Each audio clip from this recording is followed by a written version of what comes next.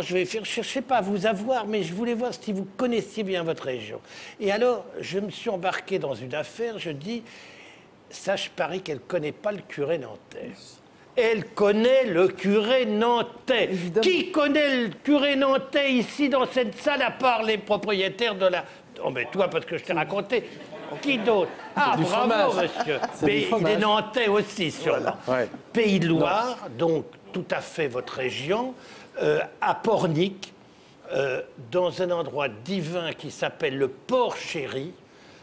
Vous voyez ce que c'est? Ah ouais. J'ai rencontré un homme incroyable qui s'appelle Monsieur Georges Parola, qui est le propriétaire de ce curé nantais. Il est là. Levez la main au moins et dites bonjour. Voilà, c'est Avec lui. sa famille. Il y a sa famille. Et toute la famille, le fils, la fille, madame, tout le monde est là, les employés sont là aussi. Bref, petite maison, rien du tout, 2000 fromages par jour à l'ancienne, la traite du matin, la traite du soir, les crus. Je vous ai pas beaucoup entendu combattre pour le lait cru, c'est quand même important. Ah, ça y est, Hein? elle commence à vous faire une Non, idée. non, pas encore. Et je voudrais vous montrer comment ça se passe, les petites entreprises françaises qui sont finalement la gloire de notre Mais patrimoine donc, le gastronomique. curé nantais, c'est donc un fromage. C'est un fromage, bien Bien, entendu, Michel, bien. avec la traite du matin, la traite du soir, qu'est-ce qu'on fait avec du lait? Ça fait pas du pain, quand même. Non, non, parce que la plupart de nos spectateurs attendaient Oui, bah, pour c'est savoir du qu'est-ce qu'il a de particulier, ce c'est un curé fromage. nantais. C'est un fromage qui est dans la grande tradition des fromages monastiques. On va voir comment ça se fabrique, vous allez voir, c'est divin. Puis après, vous en mangerez un petit peu. Mais j'espère bien. Que ce soit divin pour un fromage de curé, Ça, c'est bon pour vous, ça.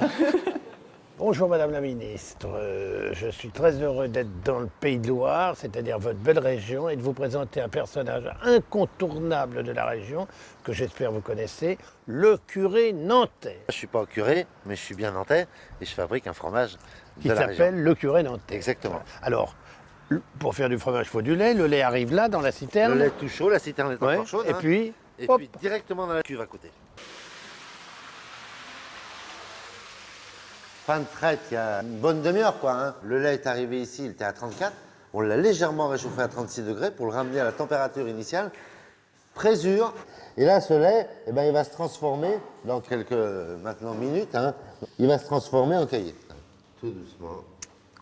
Dans 10 minutes, il faudra le trancher, tellement il va être dur. Voilà, il est prêt. Il est prêt à Il est être prêt pour notre fromage. On va le trancher avec ça. à la main. Moi, ce que j'ai voulu, c'est conserver cet esprit, voilà, cet esprit-là, cet esprit tradition. Les cuves en cuivre, le lait cru. Donc, c'est ce qui me plaît, quoi. Là, vous le cassez une première fois. Je le tranche. Vous le tranchez une première Voilà. fois. Et tous ces grains de caillé, maintenant, on va bien les mélanger et on va les découper en petits cubes. Moi, ce que j'aime, c'est ça, vous voyez, devant ma cuve, en train de brasser mon caillé et de toucher mon caillé. Ça me plaît.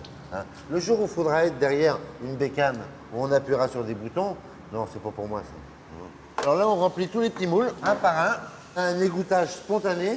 Donc, on va les retourner juste dans la foulée. Et ce petit lait-là, il va au cochon? Pour les cochons, oui.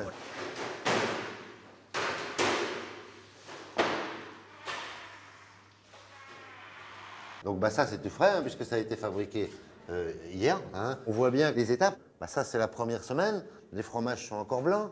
Hein. Après, on arrive sur la deuxième semaine où les fromages ils se colorent de leur teinte jaune. Et puis on arrive sur la troisième semaine où là on a encore des fromages qui ont un petit peu plus de couleur. Ceux-là on va les laver demain. Hein. Donc on avance dans le temps. Bah, on voit des fromages encore hein, qui continuent à prendre de la couleur. Des fois, on rentre dans la cave et on dit ça sent la pomme. Et quand ça sent la pomme, c'est bon signe. À le moment où un fromage est frais et un fromage où est affiné, on perd à peu près 12% du poids. Ceux-là, ils ont 10 semaines. Fromage du curé, comme son nom l'indique, bah, c'est un fromage à croûte lavée.